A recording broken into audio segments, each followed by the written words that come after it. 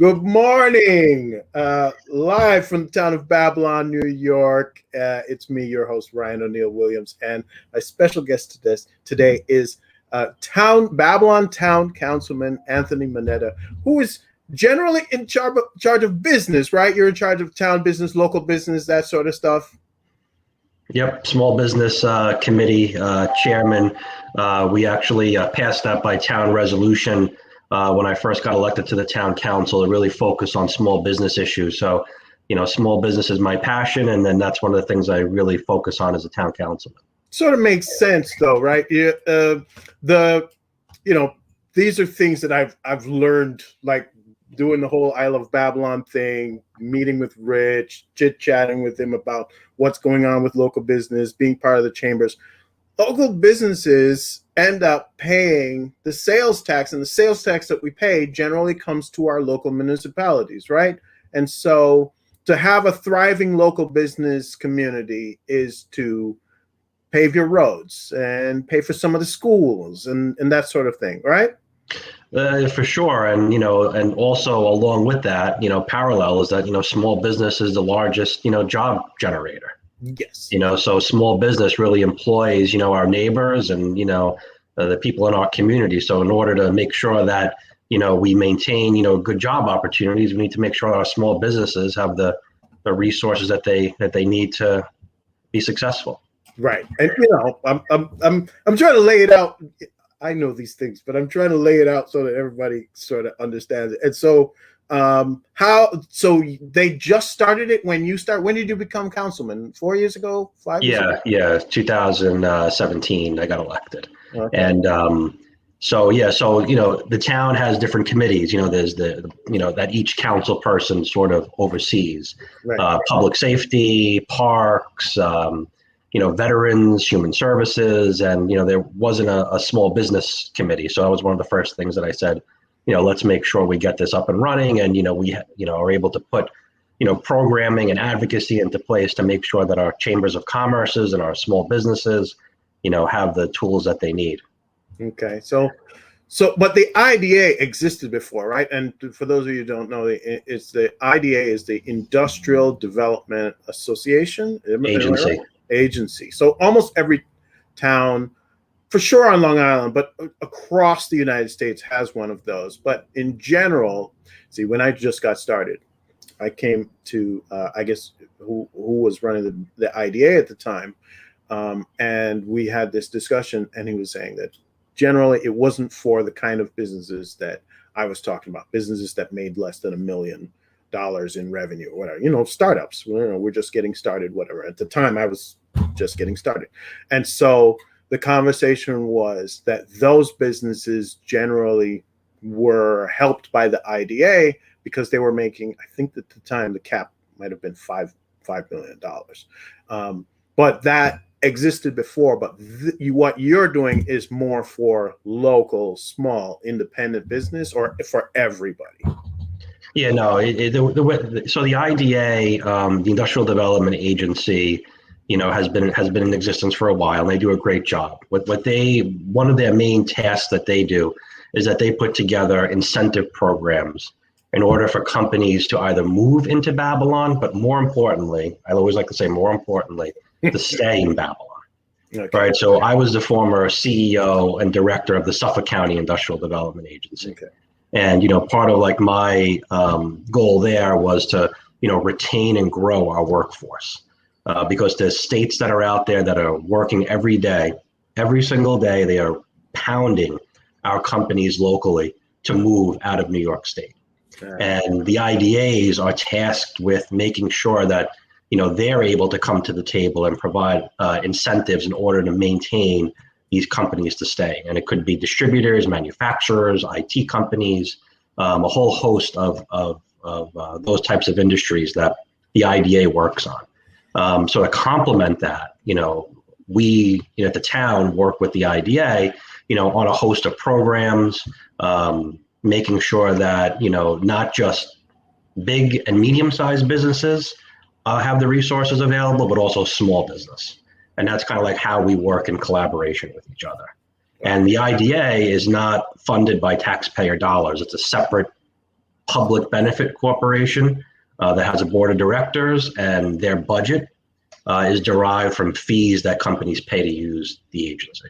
This is perfect. You're like the guy to talk to about it because you're running the Suffolk one, and now you're actually running basically what I think of as a microcosm of that, the Babylon one. So it's got to be easier, but it means that you've mastered it, and it's great to talk to you about it because I've always wondered, like, okay, why is the cap at $5 million? I'm never going to be able to get any money from the IDA. But yeah, it's that's very interesting, and I'm glad that you clarified that because people would know. So you were doing that before. What's your background, Anthony? Are you from Babylon Town? Are you from where are you from? I grew up in Lindenhurst. Okay. Yeah, graduated Lindenhurst High School, and I went on. I got my undergraduate degree in accounting. Then later on got my MBA in corporate finance. Nice. Very involved in the Lindenhurst community for years. I was the co-founder of the Daniel Street Civic Association. Okay. Actually, now Mayor Mike Lavorata and I co-founded that civic association together. I actually grew up 3 houses away from Mike. So every time I was walking to elementary school, he would, talk to me about politics as I'd walk past his house at 7 years old. So I should get a Medal of Honor for that alone. I love you, Mike. Yeah, Mike's cool though. Mike is he's the man. Cool. He's the man. He has done it. Yeah, he's done a phenomenal job in Lindenhurst, and I was his predecessor, Tom Brennan. Mayor Brennan appointed me to the Lindenhurst Economic Development Committee. Helped get that off the ground. I was the director of the Village of Lindenhurst Superstorm Sandy Relief Fund. So I've worked many years in the Lindenhurst community and really worked closely there. And then, kind of got involved in other organizations. I was a board member of Pronto Long Island, which is a really important group that really helps local communities and those that, are very challenged financially and economically to make sure that they have the proper financial and food resources that they need. I'm board member of the United Way of Long Island for the last several years. So getting involved, really helping out on the grassroots level is really important to me. And professionally, I've always been an entrepreneur and a business person. I worked in corporate finance and restructuring. After I was I was entrepreneur, had my own business. Then I went to go work in corporate restructuring and in boutique finance, helping restructure companies that were broken companies. Then I went to go became as I said before, the CEO and executive director of the Suffolk County Industrial Development Agency, which was a great opportunity and experience to really turn that agency around. For many years, it was dormant. We did dozens of projects in a few short years. Help startup tech companies through a boost program be able to work with the IDA. So it's not just big mega projects, as you mentioned before. We opened it up to help with more small businesses. Right. Transparency and accountability has always been big with me. So if, on Newsday or Long Island Business News or an article about a project that we did, and there were new pharmaceutical jobs being created in Melville or Hauppauge, and it would be reported on, and a member of the public would say, how do I apply for one of those jobs? It was very difficult to do so. So one of the things that I did at the IDA was required companies during my time there that if you got a benefit, you had to list those jobs that you're promising to create on the IDA's website to make it more accessible for the public to be able to apply for those jobs. Right. And then also keep people accountable too. You have to create the jobs once you post the jobs. Yeah. If you say that you're going to, create and retain jobs, and you decide that you're going to move off of Long Island, we're going to take the money back, the incentive money that you got. So we had a couple of those actions too. So, transparency and accountability and access for the public to be able to participate as well in the programs on that level by applying for the job was important to me. So yeah, I mean, if you want to stay compliant with OSHA guidelines, right? You want to have everybody be on the up and up even if we're talking Sarbanes-Oxley or whatever it is. But the bottom line is to be accountable. It's not just, hey, I'm going to hire my nephew regardless, and not to say that you shouldn't hire your nephew and keep family business, but you should also consider a person who might happen to be really, really qualified and choose them as well. But I get it.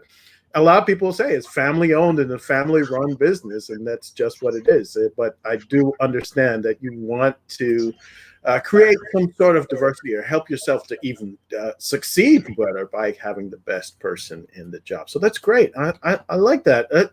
I learned so much today. Ladies and gentlemen, I'm going to tell you that how this happened was I was doing this anyway. I'm going through, like, I'm going to talk to you. I'm hoping to talk to Kimberly Jean-Pierre. I'm talking to Michael Medea. Get everybody and explain to people what it is that we do here locally, politically, here in town. Because, as I was saying to Rich and I was saying to Mary, all politics is local. We're looking out at Washington and getting these things, and the media's churning up all this stuff. But in truth and in fact, the only thing that really, really affects you is the stuff that's on the ground right here and there. So I was getting around to you, Anthony. I just didn't know it was going to be this soon. So last week, Friday, I posted about this contest I'm running to get more exposure for local businesses, and the idea was I'll go and buy a gift certificate to this one place. You just tell me who is your favorite place. And Anthony comes into the group and says, "Well, tell him what you're doing. Go ahead, tell him what you decided to do." Well, I'm sure most people are tuning in to learn more about pizza than listening to me talk. So. But that's what drew me in. What drew me in was your pizza, pizzeria contest that, to helping out local small business and providing a gift certificate to, a local pizza place. If, doing a drawing on the viewers and commenting on their favorite pizza place. And I just said, all right, let me jump into this. Number one, because I probably have a pizza obsession. You do.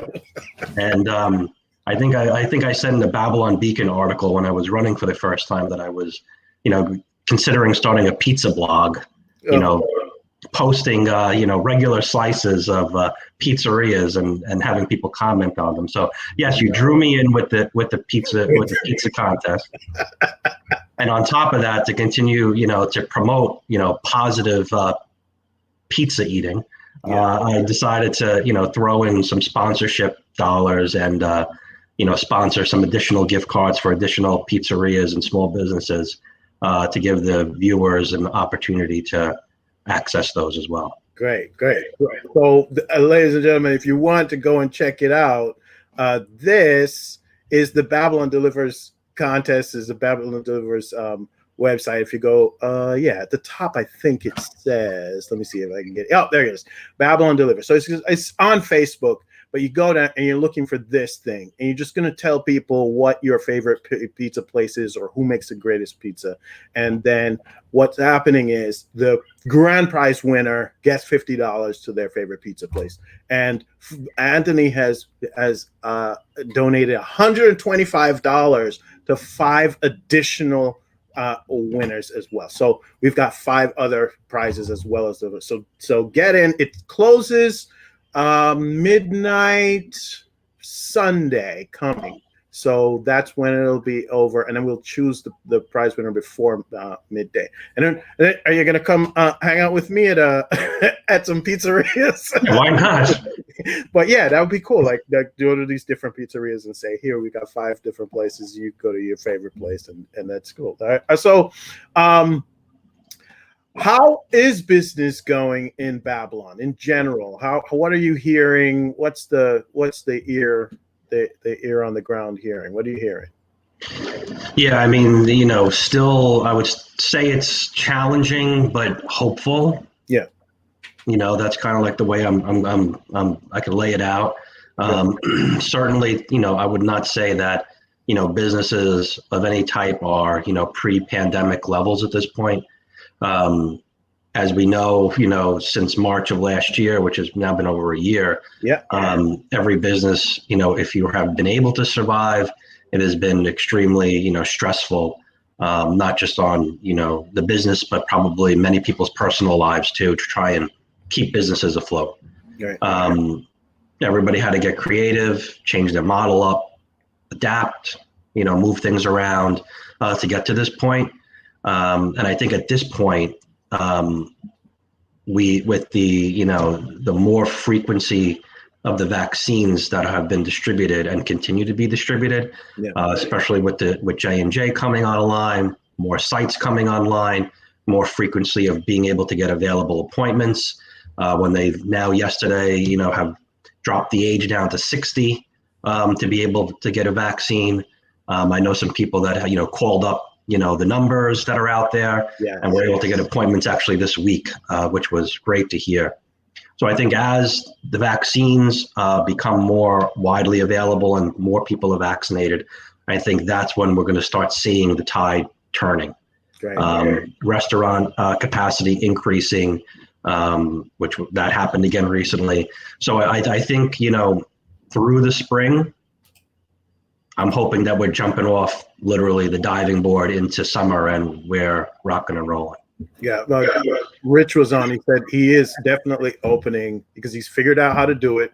He's definitely having the parks and pools and beaches fully open. He just wants to be able to figure out, a few safety measures, but in general, he feels like we're in a good place. I was at a restaurant. I went to pick up some food at a restaurant. I'm not sitting down right now, but I went and picked up some food at a restaurant on Sunday, and I saw two older ladies, had to be in their 70s or 80s, and they looked so fancy with no mask on and almost like, and you could tell they'd gotten their immunizations already. And I was like, look at you, Sean. Everybody else is wearing a mask, and they were just like moseying out from their pancakes.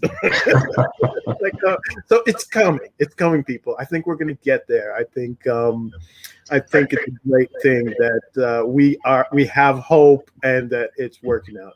And regardless of where that came from, I think it's going to be great that we get the inoculation so that we can, or immunizations or whatever. I've heard in the media, I hear them say, the jab. I was like, what? Jab, yeah. Now? Yeah, we get the jab. Yeah, so, I don't think that's a great marketing tool. No. I think of a jab, but yeah, exactly. But I guess if you think of a shot could also be with a gun. So it's interesting. It's the choices. All right. So are there any resources online for local businesses that they should? I know the website has got a ton of stuff, but is there anything specific, COVID related that they could reach out to you for at this point? Yeah. You can always, contact me on Facebook, Anthony Manetta. I have, so you could always reach me out there. I like to put up as many resources as possible of different events and opportunities that are happening. BabylonIsBack.com is another website to go to. That's a town website. That's both the town and the IDA put resources up on. There you'll kind of learn about different programs that are happening through the IDA in the town. Digital presence rebate programs, PPE reimbursement programs, emergency assistance programs. Again, if there's any issues that you might be having or questions regarding the new round of Paycheck Protection Program, PPP, EIDL, loans, anything that comes up that you might need assistance with or an advocate for, you could always reach out to me, and my office and myself will jump in and help out where we can. And always keep a lookout for programs that my office has. We've had several really well-received programs this year, including Women in Business Leadership Forum. You can see that on YouTube and on the town's website and on my page. We had Dr. Christine Reardon, the head of Adelphi University, on, and it was unbelievable. She is such a dynamic leader. It's incredible. All about the topic of leadership during crisis. And she was actually writing this book before COVID even happened. So she was well prepared to lead, the thousands of employees and students that are at Adelphi. And I suggest you if anybody's interested in that, we have that on YouTube and on Facebook. Yes. We also did a Black business leaders program. I thought that was very important, especially given, kind of the way that the country, has been, I would say, in kind of like, almost like a turmoil, so to speak, right? Last year, COVID aside, a lot of the racial divides that were happening and a lot of the important issues that were being brought forward. To me, I like to make sure that my office, puts out as much opportunity and information resources as possible for, minority and women business owners out there. And launching a Black business leadership series was something that I put together. And we've had 2 guest speakers so far. Dan Bythewood, who is leading a complete and utter revitalization and renaissance outside the city of Baltimore. Yes. I believe it's a several $100 million project. So Dan came on and talked about his project and talked about his leadership and kind of like how he approaches business. Gave really great advice for minority entrepreneurs and Black entrepreneurs looking to start a business and then those who are in business. And second, we have Walter Odin on from Odin Development. Walter has a great career in media. Worked for MTV, Discovery Network, History Channel. I think I saw that. Yeah, he was a former SBA director for New York under President Obama. Walter has great insight and really did a fantastic job. So we had that program going. We did a successful program on the new round of PPP loan money. Yeah. And so we did that. And then I like to always kind of put out as much information as I can on Small Business Connection newsletter that I put out a couple of times a year that's distributed throughout the town of Babylon to small businesses and chambers. Yeah. So we're really trying to push out as much information and resources to give small businesses the tools and the opportunities that they need in order to be successful. I got to tell you, I think that one of the benefits of being in this town, one of the reasons why I love this town, is the accessibility. A part of the problem with many new entrepreneurs or people who are not used to entrepreneurship or people whose entire family has always been workers and never really ran a business is you don't realize that there are so many programs out there, specifically in government, specifically in the sometimes in 401c3s or that sort of thing, that is out there to assist you. And sometimes you just have to look around. Sometimes you have to ask and see. That's the tough part. Like you always think, okay, I'm not going to get past. Push through. Ask. Anthony's telling you, Councilman is telling you, you can ask him for help. Go to babylonisback.com. I think it's Manetta at townofbabylon.com is your email. Or in general, if you go to townofbabylon.com at the actual website, you'll find him there. You can search for it and find him there. Thank you so very much.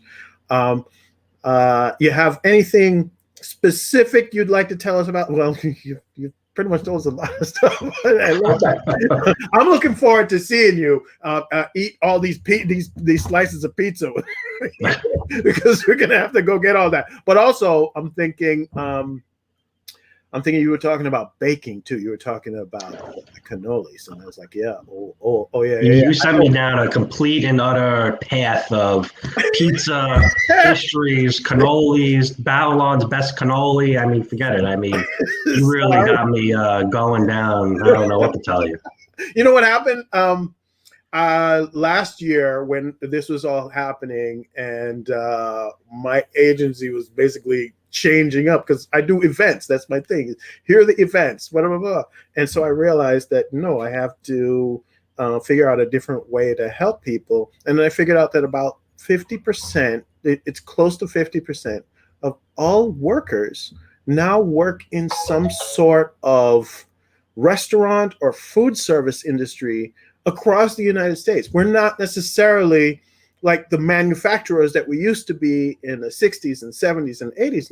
Now it's more service industry. And it's things like what you and I did, accounting, marketing, software, whatever. But apparently the majority of the people who are actually out there doing it. So I figured if all restaurants are getting shut down, wow, how many people are being put out of work? How many people, businesses are going under? And then, are we ever going to be able to recover from that? So I said to myself, what if I focused in on restaurants? So that's what I'm doing with my agency. I'm helping market more of and get more exposure for local businesses. You see all of that over at Babylon Delivers. And let me add to that. I think that's critical, for restaurants, to really spend some time focused on their digital marketing and their digital presence, especially if this pandemic has taught us nothing else, that there's even more and more commerce being done online. Right. Even if it's as simple as looking at a menu to looking at some photos of the restaurant or of the dishes, to of course being able to order online. Yeah. Here's what people came to me when I started talking to them, because I wasn't doing a lot of restaurants before. I really had only one that I worked with, and he was like an on again, off again guy. Doesn't do a lot. But when I do now to speak to the restaurateurs, they're saying the thing that's killing them is they did not develop their own online ordering sites. Grubhub, Slice, DoorDash, whatever, they create these sites and then basically rent it to them, and then they gather all the data, the people's phone number, their email, their names, and they have all the information, and they sell it back to all of the restaurants in the area, as opposed to you having your own thing. Then on top of that, the delivery prices for some of these restaurants that weren't doing delivery, okay? When you think of Babylon Carriage House, do you think of a delivery place? No, you might even think that because of this whole thing that they'd be closed down. So the idea is with Babylon Delivers is, are they open? Are they delivering? Do they have curbside? Do they have pickup? And so let people know that they can go out and actually support their local business, their local restaurants in town. And so that's what they're doing. But you're so very right. If you don't have your own site, if you don't have your own list, if you don't own the database and the information to reach out to your loyal customers who would want to know whether or not then you're going to be in trouble. And that's basics in any marketing effort anyway. But it turned out that they're so busy working and turning over, food and whatever. This thing got away from them, and they just don't. And you have to get it set up. And the few people who had it already set up, they didn't worry, because they're like, oh, I'll just send a text message to my people, or I'll send an email to my people, and then they'll come in. But that's generally what we definitely have to do as business owners. So thank you so very much for coming on, for making that donation. So ladies and gentlemen, I'll tell you again, we have this contest going on over at Babylon Delivers. You can find it at Facebook. Anthony Manetta has offered to produce another 5 consolation prize, $25 each. But the grand prize winner is a gift card for $50 to your favorite pizzeria. You just head over there and you click on it, and it'll start to enter you into the system. Again, that's more automation, right? It clicks on it, and then the messengers starts talking to them and pulls them in and puts them in the entry. I don't have to do it. I just said it. But that's what this is for, right? That's what the tech is for, and the type of thing that you'll figure out when you're really sitting in front of your kitchen nook all day for 24 hours and taking meetings like this on a regular basis. But yeah, again, thank you so very much, Anthony. I am pleased to be here, to live in the town of Babylon, and thank you for making it a better place to live. You're very welcome, and thanks so much for having me, and keep up the awesome job. All right, good. All right, take care. Hold on one second, ladies and gentlemen. We also have the Babylon Breast Cancer Coalition showing. They're doing the thing there tomorrow. The bingo. Oh well, this is the one from last time. But Babylon Bingo is back. They're doing Babylon Breast Cancer Coalition bingo.